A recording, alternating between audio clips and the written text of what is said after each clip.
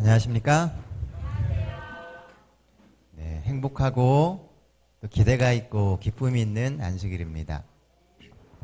요즘 날씨가 이제 좀 더위도 꺾이고 조금씩 서늘한 바람이 좀 붑니다. 날씨가 추워지면 여러분들은 뭐가 생각나세요? 호빵. 네, 호빵 좋죠. 저는 목욕탕이 생각납니다. 날씨가 좀 이렇게 으슬으슬할 때는요, 따뜻한 물에 몸을 담그면 굉장히 좋아집니다. 근데 요즘에는 이렇게 대중목욕탕을 갈 일이 그렇게 많지 않아요. 근데 제 근래에 한 몇 달 된 것 같아요. 이 목사님들 모임이 있어가지고 갔다가 같이 목욕탕을 간 적이 있었습니다. 오랜만에 이 따뜻한 물에 몸을 탁 담그니까요, 너무 좋은 겁니다. 따뜻한 물에 있으면 딱 이렇게 좀 뭐라 그러죠? 말로 표현할 수 없는 그런 게 있어요. 몸이 노끈해지면서 피로도 풀리고 이렇게 너무 좋습니다. 그렇게 온탕에 앉아서 이렇게 있다가요, 아무 생각 없이 옆에 있는 이 열탕으로 이렇게 딱 들어가게 됐습니다. 발을 딱 넣자마자 발을 담그는 순간 너무 뜨거워서 이렇게 발을 딱 뺀 적이 있었습니다. 나와서 이렇게 보니까요, 온탕의 온도는 37도입니다. 열탕의 온도는 42도입니다. 딱 5도 차이밖에 안 납니다. 그런데 한쪽은 내가 편하다고 느껴지고 피곤이 풀린다고 느끼는데, 다른 한쪽은 발 하나를 담글 수 없을 정도로 뜨겁게 느껴지는 것입니다. 문득 드는 생각이 우리의 신앙의 성패도 비슷하다라고 하는 생각이 들었습니다. 어찌 보면 별 차이가 없어요. 5도 차이 아닙니까? 저 사람이나 나나 별 차이가 없어 보입니다. 그러나 어떤 사람은 믿음으로 하나님의 뜻이 이루어졌다고 기뻐하면서 살아가고 있고요. 또 어떤 사람은 매일 현실의 문제에 허덕이며 답이 안 나온다고 투덜거리면서 삽니다. 나도 하나님 믿고 저 사람도 하나님 믿는데 별 차이 없어 보이는데 삶의 결과는 항상 차이가 나 보인다는 것입니다. 그 약간의 신앙의 온도 차이가 어떤 때는 삶의 성패를 좌우합니다. 딱 5도 차이. 오늘 여러분들의 신앙의 온도는 몇 도이십니까? 편안하고 살기 좋고 우리를 기쁘게 만드는 37도에 살아가는지, 아니면 조금 더 뜨거운 마음의 열정을 품고 삶을 바꾸고 개혁하기 위한 그 5도의 온도를 더 올리고 있는지 한번 생각해 보실 수 있는 이 안식일이 되면 참 좋겠습니다. 자, 오늘 함께 나눌 말씀은요, 하나님의 나라에 대한 말씀입니다. 함께 성경 말씀 사도행전 1장 1절로 3절에 나오는 말씀 같이 보도록 하겠습니다. 신약성경 사도행전 1장입니다. 1장 1절로부터 3절에 있는 말씀입니다. 다 찾으셨습니까? 사도행전 1장은 신약성경 187페이지에 있습니다. 한 절씩 번갈아 가면서 읽겠습니다. 1장 1절입니다. 데오빌로여, 내가 먼저 쓴 글에는 무릇 예수의 행하시며 가르치시기를 시작하신부터 그의 택하시고 사도들에게 성령으로 명하시고 승천하신 날까지의 일을 기록하였노라. 해받으신 후에 또한 저희에게 확실한 많은 증거로 친히 사심을 나타내사 40일 동안 저희에게 보이시며 하나님 나라의 일을 말씀하시니라. 예, 감사합니다. 오늘 본문에 보면요, 이 예수님의 부활 이후에 예수님이 제자들을 찾아오셔서 하신 이야기를 아주 짧게 기록하고 있습니다. 여기 보면 예수님께서는 부활 후에 제자들을 찾아오셔서 하나님의 나라에 대해서 말씀하셨다라고 이야기합니다. 자, 그렇다면 하나님의 나라는 어떤 나라일까요? 우리가 잘 아는 말씀 중에 너희는 먼저 그의 나라와 그의 의를 구하라고 이야기합니다. 하나님의 나라는 무엇이고 하나님의 의는 뭘까요? 우리가 피상적으로 생각하고 있는 그 하나님의 나라를 오늘은 같이 말씀을 통해서 한번 살펴보려고 합니다. 본문 1절 말씀에는 이렇게 기록을 합니다. 데오빌로여, 내가 먼저 쓴 글에는 무릇 예수께서 행하시며 가르치시기를 시작하신부터 라고 되어 있습니다. 그리고 3절에 이어지는 얘기가 하나님 나라에 대해서 말씀하셨다라고 되어 있어요. 하나님의 나라의 성격은요, 하나님께서 행하시고 가르치신 것에서 찾아야 합니다. 왜냐하면 하나님의 나라는 우리가 생각하는 것과 조금 다르기 때문에 그렇습니다. 첫째, 하나님의 나라는요, 정치적이 아닙니다.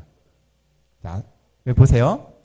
예수님께서 공생애를 시작하셨을 때 이스라엘 백성들은 열광했습니다. 왜 열광했을까요? 보세요. 예수님께서 병든 사람들을 고치시고 떡 5개와 물고기 2마리로 5,000명을 먹이셨습니다. 그리고 온갖 기적으로 백성들을 도우십니다. 그래서 백성들이 열광했을까요? 아닙니다. 우리는 자칫 잘못하면 예수님께서 기적을 많이 일으키셨고 사람들을 도우셨기 때문에 사람들이 열광했다라고 생각합니다. 그런데 그렇지 않다라는 것입니다. 사람들이 열광한 이유는 자신들이 꿈꾸는 메시아의 왕국의 가능성을 예수님에게서 보았기 때문입니다. 로마의 압제로부터 이스라엘을 독립시키고 세상에서 가장 강하고 가장 위대한 민족으로 유대 민족을 만들어줄 수 있을 것처럼 보였다는 겁니다. 우리나라에도 8, 90년대에 기독교에 엄청난 열광이 있었습니다. 폭발적인 성장이라고 이야기하죠. 전 세계 어느 곳에서도 유례가 없는 엄청난 성장이 대한민국에서 있었습니다.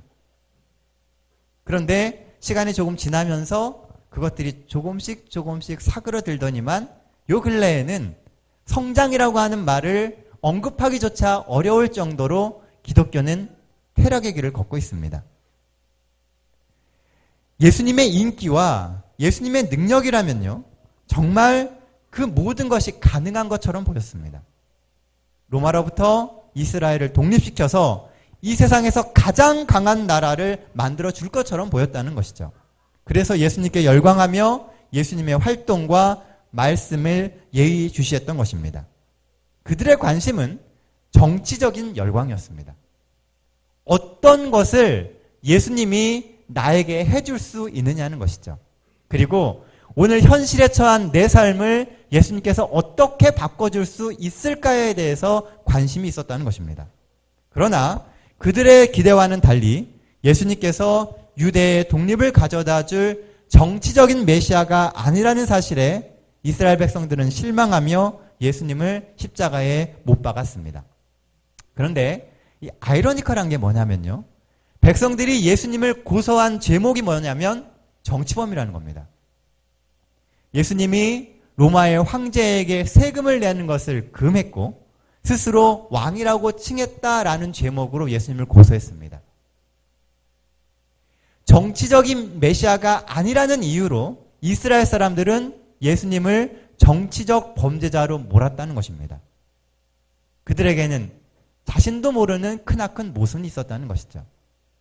실제로 자기 집착에 빠지고 자기의 이익에 눈이 먼 사람들은요, 자신에 의해 이루어지는 자기 모순에 언제나 눈이 어둡습니다. 우리에게 정치성이 없다고 우리의 복음이 왜곡되어서는 안 된다는 것입니다. 여러분들이 바라보고 여러분들이 생각하는 것이 예수님이 원하시는 그 나라가 아닐 수 있다는 거예요. 오늘 우리가 소원하고 우리가 바라보며 이것은 꼭 이루어져야 된다고 하는 그것이 예수님이 정말 원하시는 우리의 삶의 모습과 우리가 나아가야 할 모습이 아닐 수도 있다는 것입니다. 요한복음 18장 36절에 보면요, 예수님께서 자신을 신문하는 빌라도에게 이런 말씀을 하십니다. 요한복음 18장 36절입니다. 예수께서 대답하시되 내 나라는 이 세상에 속한 것이 아니니라. 만일 내 나라가 이 세상에 속한 것이 없더라면 내 종들이 싸워 나로 유대인들에게 넘어가지 않게 하였으리라. 이제 내 나라는 여기에 속한 것이 아니니라. 한참 그 나라에 대해서 사람들이 관심 있고 빌라도가 신문할 때 예수님은 뭐라고 얘기를 하셨냐면요. 내 나라는 이 세상에 속한 것이 아니다라고 이야기합니다. 하나님의 나라는 우리가 생각하는 그런 나라가 아니라는 거예요. 예수님은 당신의 나라가 이 세상의 나라와는 다르다고 분명히 밝히셨습니다. 그래서 예수님은 유대인들하고 싸우지 않으신다라고 이야기하신 거예요. 너희가 나를 붙들더라도, 나를 감옥에 넣고 나를 죽인다 할지라도 나는 너희와 싸우지 않는다라고 이야기를 하시는 겁니다. 예수님의 나라는 칼로 대변되는 권력을 믿다가 그 권력으로 망하는 이 세상에 속한 나라가 아닙니다. 그러므로 하나님의 나라를 바라보면서 세상에서 높아지고 또 그들을 권력적으로 통치하고 세상을 호령하는 것을 함께 바라보는 것은 그리스도인으로서 신앙의 모습이 아니라는 것입니다. 물론 우리의 신앙에 하나님이 상으로 그런 높은 권력과 또 높아짐을 주실 수도 있습니다. 그러나 그것이 하나님 나라의 궁극적인 목적이 아니라는 거예요. 그래서 너희는 먼저 그의 나라를 구하라고 하는 이야기는요. 오늘 우리가 바라보고 있는 그 시선을 바꿔서 하나님이 보시는 그 나라를 보라는 것입니다. 세상의 모든 사람들이 이 땅에서 뭔가를 이루고 유명해지고 대단해지는 것을 원합니다. 그리고 예수님을 거기에 이용하려고 한다는 거예요. 한번 생각해 보십시오. 오늘 여러분들이 드리는 기도의 대부분은 무엇을 구하는 기도입니까? 여러분들이 잘 살고요. 여러분들이 조금 더 유명해지고 여러분들의 자녀가 지금의 상황보다 더 나아지는 것을 우리는 거의 구합니다. 그렇죠? 우리가 구하는 기도는 매일매일 우리의 삶이 더 나아지는 거예요. 굉장히 1차원적인 데 머물러 있다라는 것이죠. 그래서 예수님은 우리가 조금 더 높은 차원을 보기를 원하시는 겁니다. 그래서 너희가 그의 나라와 그의 나라를 먼저 구하면 그 다음에 뭐 하신다고요? 이 모든 것을 너희에게 더하신다라고 이야기하는 겁니다. 우리가 조금 더 높은 차원을 볼 수 있게 되면 오늘 우리가 경험하고 고민하고 힘들어하는 그 문제는 자동으로 해결될 수 있다는 거예요. 그런데 우리는 1차원적인 데 자꾸 머문다는 것이죠. 사람들은 정치적인 시각으로 예수님을 바라봅니다. 오늘날 왜 기독교가 우리나라에서 점점 개독교가 되어갈까요? 그 이유는 기독교인들에게도 문제가 있지만요. 바라보는 시선이 다르다는 것입니다. 하나님의 나라를 바라보는 그리스도인들에게 있어서는요. 오늘 우리가 어떠한 삶을 살 것인지를 결정하는 것이 매우 중요합니다. 그런 면에서 오늘 읽은 본문에서 주목해 볼 구절이 바로 1절의 구절입니다. 예수님이 뭘 하시고 뭘 가르치셨어요? 오늘 여기에는 안 나옵니다. 그렇죠? 그런데 1절에서 어떤 힌트를 얻을 수 있냐면 내가 먼저 쓴 글에는 무릇 예수의 행하시며 가르치시기를 시작하시부터라고 되어 있습니다. 먼저 쓴 글이 있다는 거예요. 사도행전은 누가 썼습니까? 누가 썼습니다. 사도행전은 누가 썼어요. 그렇죠? 누가가 쓴 누가복음에서의 핵심이 뭐냐 하면 예수님의 행하심입니다. 누가의 원래 직업은 의사입니다. 그래서 소위 말하는 과학적인 시각이 아니면 어느 것도 믿지 않는 시각을 가진 사람이었습니다. 그랬던 누가가 누가복음에서 주목해서 쓰고 있는 것이 뭐냐 하면 예수님이 무엇을 행하셨느냐입니다. 그래서 어떠한 결과가 나왔는지를 누가가 보고 그리고 쓴 것이 누가복음이에요. 그래서 사도행전에서도 제일 중요한 말이 뭐냐 하면 예수님이 무언가를 행하셨다는 것입니다. 죄로 희망이 없고 갈 바를 모르는 우리를 찾아오시고 신이 당신을 제물 삼아서 우리의 죄값을 치르시고 우리가 하나님의 자녀가 되게 하셨습니다. 이게 예수님이 하신 일이에요. 그런데 여기서 중요한 말은요.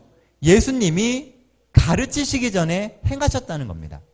1절 말씀에도 보면은 행하시며 가르치시기를 이라고 되어 있습니다. 누가가 볼 때 예수님이 가르치시는 것보다 더 중요한 게 뭐였냐면 예수님이 뭘 행하셨느냐입니다. 가르치심보다 우선되는 것이 행하심입니다. 신약성경은 헬라어로 쓰여져 있거든요. 근데 헬라어는 문장의 순서를 언제든지 바꿀 수 있습니다. 왜냐하면 각각의 단어마다 이 품격이 따로 있어요. 그래서 어순이 바뀌어도 문장을 해석하는 데에는 아무런 문제가 없습니다. 그래서 쓰는 사람은 본인이 강조하고 싶은 말을 항상 앞에 씁니다. 오늘 누가가 1장 1절을 쓰면서 제일 먼저 쓴 동사가 뭐냐 하면 행하시고입니다. 누가는 그 행하심을 보기를 원했다는 거예요. 예수님이 먼저 행하신 일, 사도행전의 부흥의 전제 조건은요, 예수님의 행하심입니다. 예수님이 뭔가를 하셨기 때문에 오늘 우리의 삶에 변화가 있었고, 예수님이 뭔가를 하셨기 때문에 부흥이 있을 수 있다는 것입니다. 하나님의 나라는 예수님의 행하심 그 자체입니다. 가르쳐서 배우는 지식이 중심이 되는 나라가 아니라 먼저 행하시고 희생해서 서로를 구원하고 믿음으로 하나가 되는 나라입니다. 계산해서 뭔가를 이루는 것이 아니고 먼저 행동하시면서 보여주시고 그 다음에 하나님의 나라를 깨닫게 하신다는 것입니다. 그러므로 세상 사람들과 아웅다웅하면서 이익을 탐하기보다는 예수님이 하신 것처럼 먼저 다가서고 먼저 희생하며 먼저 사랑해서 이 땅의 모든 영혼을 구원하는데 우리의 신앙에 초점이 맞춰져야 하지 않겠습니까? 더 나아가 우리의 삶이 예수님을 좇아서 이 세상에 구원을 전하고 하나님의 나라를 펼쳐지는 의미 있고 아름다운 삶이 되게 되시기를 간절히 바랍니다. 이를 위하여 하나님께 지혜와 능력과 도움을 구하게 되시는 우리 동백교회 모든 성도들 되시기를 간절히 바랍니다. 다시 1절 2절 말씀 보겠습니다. 데오빌로요, 내가 먼저 쓴 글에는 무릇 예수께서 행하시며 가르치시기를 시작하신부터 그가 택하신 사도들에게 성령으로 명하시고 승천하신 그날까지의 일을 기록하였노라. 하나님의 나라의 특징 두 번째는요, 바로 이 땅에서 이루어진다는 것입니다. 여기 보면 예수님이 하나님의 나라에 대해서 가르치시는데 그 바탕이 뭐냐 하면 예수님이 행하시며 가르치기 시작하신 그때부터 승천하시는 그 날까지의 일을 기록해서 거기서 하나님의 나라를 얘기하셨다는 겁니다. 우리는 하나님의 나라가 예수님이 오신 다음에 그 재림하신 이후에 우리가 갈 나라라고 생각합니다. 거기도 하늘나라죠. 그러나 성경은 그렇게 이야기하고 있지 않다는 겁니다. 그것만 하늘나라가 아니라는 거예요. 여러분들 잘 아시는 주기도문 있죠? 주기도문에 뭐라고 기록합니까? 하늘에 계신 우리 아버지여, 이름이 거룩히 여김을 받으시오며 나라가 임하시오며. 무슨 나라요? 하나님의 나라. 그 뜻이 하늘에서 이루어진 것 같이 땅에서도 이루어지리다. 여기 보면요, 하나님의 나라가 임한다라고 기록하고 있습니다. 우리의 기도가 하나님의 나라가 임해달라고 기도하라고 이야기하고 되어 있다는 거예요. 하나님의 나라는 지금 이 순간 임할 수 있는 나라입니다. 오늘 여러분들의 이 삶 가운데 하나님의 나라가 있을 수 있다고요. 그럼 어떻게 하면 하나님의 나라가 임합니까? 그래서 주목되는 단어가 2절에 나오는 성령입니다. 사도행전은 계속해서 성령의 역사에 대해서 이야기를 합니다. 실제로 예수님 당시에 하나님의 나라를 직접 경험하고 바라봤던 사람들은 거의가 다 초대교회 사람들입니다. 성령이 임하고 그들의 삶 속에서 변화가 있게 될 때 그들의 삶에 하나님의 나라가 임했다는 것입니다. 우리가 알듯이 사도행전은 성령 행전입니다. 성령이 성도들에게 임할 때 수많은 사람들이 예수님을 개인의 구주로 영접하고 구원의 기쁨을 누렸습니다.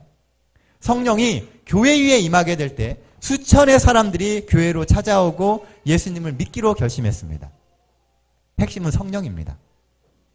성령이 임하면 보지 못하던 것을 보게 되고 깨닫지 못하던 것을 깨닫게 됩니다. 그 성령을 통해서 하나님의 나라가 이 땅에 임하게 되는 것입니다. 요즘 젊은 사람들은요, 뭘 하다가 잘 모르면 어디에다 물어보라고 합니다. 어디에다 물어봅니까? 네이버에다 물어보라고 합니다. 네이버에다가 물어보면요, 여러분들이 궁금해하는 모든 것을 답해줍니다. 참 좋죠? 그런데 네이버에는 깨달음은 알려주질 않습니다. 지식은 주는데 거기에 대한 깨달음은 개인의 몫이라는 것입니다.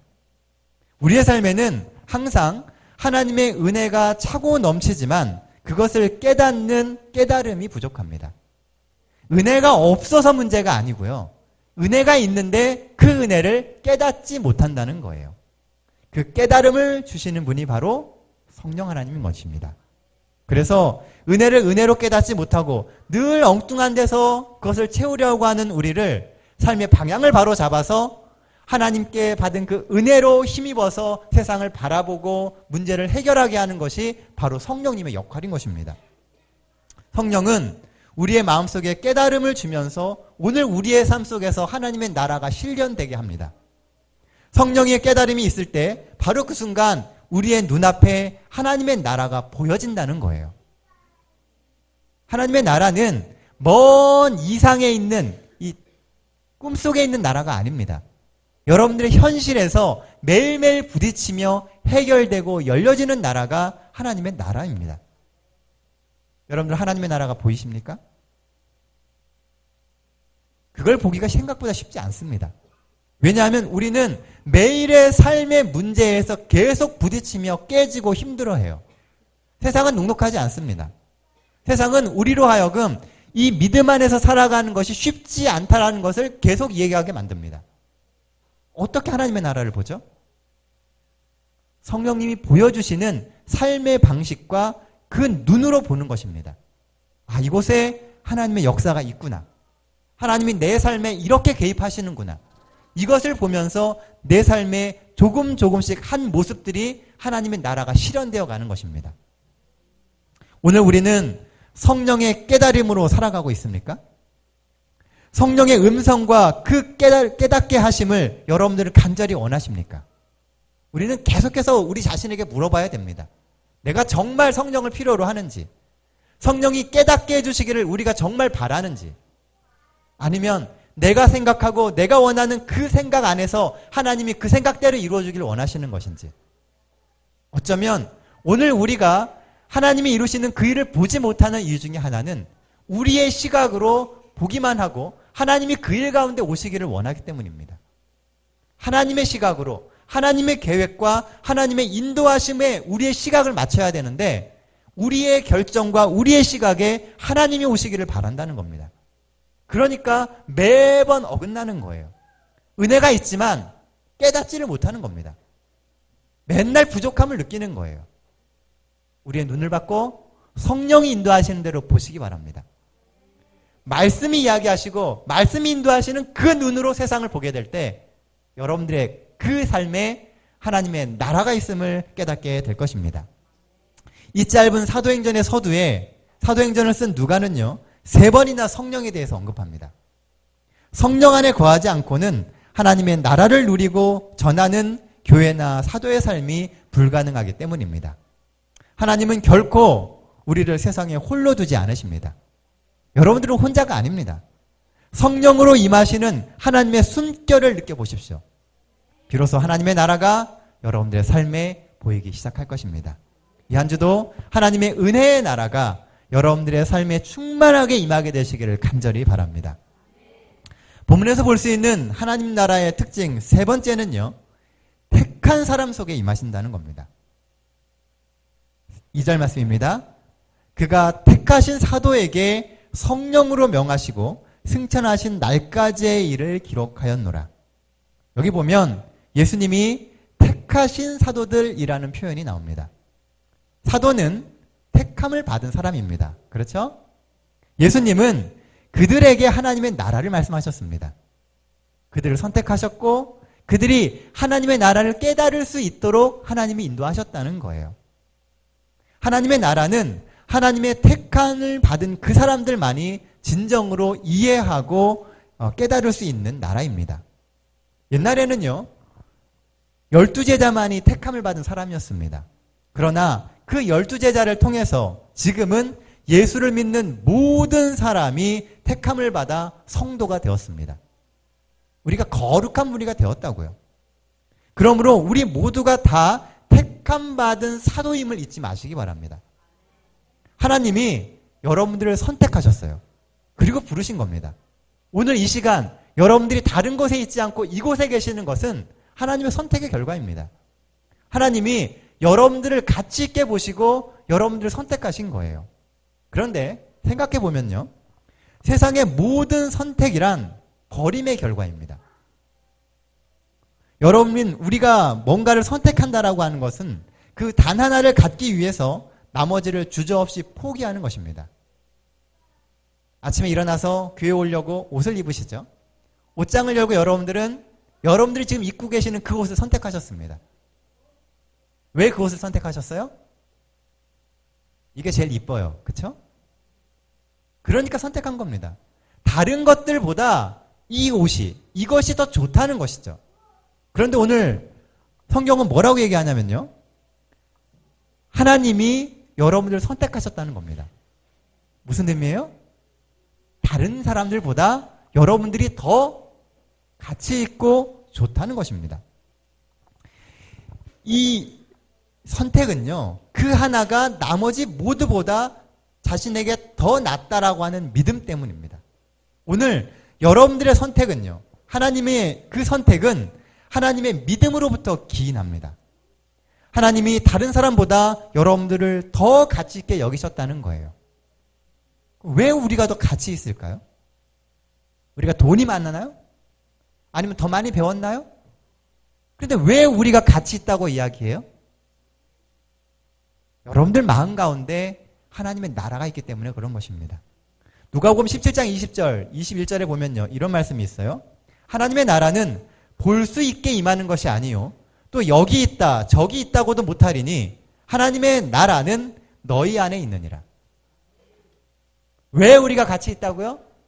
하나님의 나라가 우리 속에 있기 때문에 그렇습니다. 우리는 하나님의 나라에 대한 소망이 있어요. 오늘 여러분들이 왜 여기 와서 예배 드리십니까? 구원에 대한 소망, 하나님을 만나고 싶은 그 소망이 여러분들의 마음속에 박혀있기 때문에 그런 겁니다. 그래서 우리가 가치가 있어지는 거예요. 내가 세상적인 절대 기준에서는 부족하지만 내가 오늘 하나님을 내 마음에 모시고 하나님의 뜻대로 살고 하나님의 나라를 그리워하는 그 마음이 있기 때문에 오늘 우리의 가치가 생기는 것이라는 겁니다. 하나님을 삶의 주인으로 영접한 그 사람은 누구나 세상 어디에 있든지 어떤 상황 가운데서도 하나님의 나라를 누릴 수 있습니다. 우리가 세상 가운데 살아요. 하지만 내 마음에 하나님의 나라가 있다면 우리는 어디서든지 하나님을 만나며 하나님의 나라를 경험하며 살 수 있다는 것입니다. 비록 우리가 이 성전에 있다 한들 우리의 음성, 하나님의 음성에 귀 기울이지 않고 하나님의 나라를 실천하려고 하지 않는다면 우리가 사는 곳은 하나님의 나라가 아닐 수 있습니다. 그러나 세상 가운데 있다 할지라도 우리가 하나님의 나라를 품고 산다면 그곳이 곧 하나님의 나라가 실현되는 곳이라는 겁니다. 사랑하는 성도 여러분, 우리가 하나님의 주권을 인정하고 그 주권 속에서 살아간다는 것은 성령의 인도하심 가운데서 살아가는 것입니다. 내 힘으로 사는 게 아니고 하나님의 힘으로 사는 거예요. 하나님의 나라는 하나님의 힘으로 살고 있는 우리 성도들의 마음에 이미 시작되었습니다. 지금은 은혜로 우리의 삶에 조금씩 실현되어가는 그 하나님의 나라가 조각조각 시작되고 있지만 다시 오실 예수님의 재림의 순간에는 영광스러운 하나님의 나라가 우리 눈앞에 완벽하게 펼쳐지게 될 것입니다. 때때로 우리야 살아가면서 모순되는 순간들이 있습니다. 신앙적으로 모순되고 내가 믿음 가운데 사는데도 때때로는 우리의 마음에 부담을 주는 그런 순간들이 있습니다. 내가 믿음대로 행한다고 하면서도 내 삶이 무너지는 순간들이 있습니다. 어느 부분은 하나님의 나라인데 나머지 부분은 전혀 하나님의 나라가 아닌 인생을 살 수도 있습니다. 조각. 그러나 예수님이 오시는 그날에는 그 모든 조각들이 다 연결되어서 어떤 나라가 하나님의 나라인지 온전히 볼 수 있게 될 거라는 것입니다. 오늘 본문 3절 말씀에 보면요. 예수님이 친히 오셔서 제자들에게 보이시며 하나님의 나라를 말씀하셨다고 했습니다. 예수님이 오셔서 제자들에게 하나님의 나라를 보여주셨어요. 그러므로 우리 역시 우리의 일상에서 예수님을 만나야 됩니다. 예수님을 만나야 하나님의 나라가 보여지는 거예요. 믿음이란 우리가 하나님을 믿기 전에 먼저 우리를 믿어주신 하나님의 믿음에 대한 우리의 응답입니다. 예수님이 먼저 믿어주셨기 때문에 우리가 오늘 여기에 있는 겁니다. 우리가 아직 죄인 되었을 때에 예수님께서 우리를 먼저 사랑하셨기 때문에 오늘 우리가 사랑이라고 하는 것을 말할 수 있는 존재가 된 것입니다. 나를 믿고 나를 성도 삼아 주시고 오늘 이렇게 하나님을 만날 수 있는 예배에 불러주신 것도 온전히 하나님의 은혜입니다. 우리가 하나님의 나라를 꿈꾸고 하나님이 내 삶에서 하나님의 나라를 이루어 주실 것을 소원할 수 있는 것도 사실은 하나님의 은혜입니다. 이제 우리의 삶을 통하여 하나님의 나라가 실현되어야 합니다. 믿음으로 삶에 나아가십시오. 여러분들의 최선으로, 여러분들의 베스트로 여러분들의 믿음 생활을 하게 되시길 바랍니다. 이 한 주도 하나님이 여러분들을 믿고 지원해 주실 겁니다. 여러분들의 삶의 모든 필요와 여러분들의 삶에 필요한 모든 사람들과 물질을 하나님께서 허락해 주실 것입니다. 여러분들이 기도하고 여러분들이 소원하는 그 모든 것 위에 하나님이 함께 하실 것입니다. 예수님은 당신만을 믿으십니다. 예수님은 여러분들만 믿으세요. 왜냐하면 이 세상의 희망은 바로 여러분들로부터 나오기 때문입니다. 이제 우리의 삶을 새롭게 하실 하나님을 믿으며 이 한 주도 주 안에서 하나님의 나라를 이루며 형통하시는 우리 동백교회 모든 성도들 되시기를 간절히 바랍니다. 네, 말씀 정리하겠습니다. 하나님의 나라는 첫째, 정치적이지 않습니다. 예수님 먼저 행하신 것처럼 먼저 희생하고 먼저 사랑하십시오. 진실된 마음으로 세상에 하나님의 사랑을 쏟게 되시길 바랍니다. 그렇게 뿌려진 사랑과 희생에서 하나님의 나라가 펼쳐지게 되는 것입니다. 하나님의 나라에 살고 싶다면 지금 우리의 삶이 하나님의 나라가 되도록 예수님같이 사랑하며 살게 되시는 우리 동백교회 모든 성도들 되시기를 간절히 바랍니다. 둘째, 하나님의 나라는 지금 이 땅에서 시작됩니다. 성령의 음성에 귀 기울이십시오. 성경을 통해 말씀하시고 양심을 통해서 말씀하시는 그 성령의 음성에 귀 기울이십시오. 성령이 주시는 깨달음으로 지금 여러분들이 마주하는 이 현실의 삶에서 하나님의 나라를 펼쳐가게 되시길 바랍니다. 주어지는 말씀을 깊이 생각하고 묵상하십시오. 그 말씀 속에는 여러분들이 지금 겪는 현실의 문제를 해결할 답이 있습니다. 여러분들의 중대한 결정을 할 때 반드시 하나님의 도움을 구하며 기도하십시오. 성령님께서 여러분들에게 말씀해 주실 겁니다. 오늘 여러분들을 가슴 뛰게 만들 그 놀라운 일이 오늘 시작되게 됩니다. 하나님의 나라는 언제나 우리의 가슴을 뛰게 만듭니다. 우리가 보지 못했던 것을 보게 되면서 하나님의 나라를 보게 될 때 여러분들의 죽었던 가슴이 다시 살아나게 될 겁니다. 이 한 주도 그런 가슴 뛰는 벅찬 감격이 여러분들의 삶에 있게 되시길 간절히 바랍니다. 하나님의 나라의 특징 마지막 세 번째는 하나님 나라는 택함 받은 우리 위에 임한다는 겁니다. 하나님이 여러분들을 택하셨음을 잊지 마시기 바랍니다. 우리가 사도입니다. 하나님의 뜻을 가지고 세상에 나아가는 이 시대의 사도입니다. 그래서 우리는 사도처럼 살아야 됩니다. 복음을 위해서 목숨을 걸 수 있어야 되고요. 내 신앙의 원칙을 가지고 세상과 싸울 수 있는 사람이 되어야 합니다. 여러분들의 삶을 통하여 하나님의 뜻이 세상에 전해지고 펼쳐지게 되시길 간절히 바랍니다. 그래서 오늘 하나님의 사도된 우리의 삶에 하늘이 점점 그려지게 되길 바랍니다. 하나님이 주시는 은혜로서 우리의 삶에 하늘의 흔적이 매일매일 더 많아지게 되시기를 간절히 바랍니다. 여러분들의 삶을 보십시오. 그리고 그 속에서 하나님의 나라를 찾게 되시는 우리 동백교회 모든 성도들 되시기를 간절히 바랍니다. 이제 전도회가 일주일 남았습니다. 여러분이 하나님의 나라를 나누고 싶은 사람은 누구입니까? 여러분들의 마음속에 그려지는 그 나라를 나누고 싶은 그 사람을 떠올리시기 바랍니다. 그리고 그들을 위해 기도해 주시고 그들이 하나님을 만날 수 있도록 도울 수 있는 한 주가 되시길 바랍니다. 이 한 주도 하나님이 우리의 삶의 주인이 되시고 우리는 하나님께 순종해서 모든 일이 합력해서 선을 이루는 그런 한 주가 되시기를 빌면서 오늘 말씀 마치겠습니다.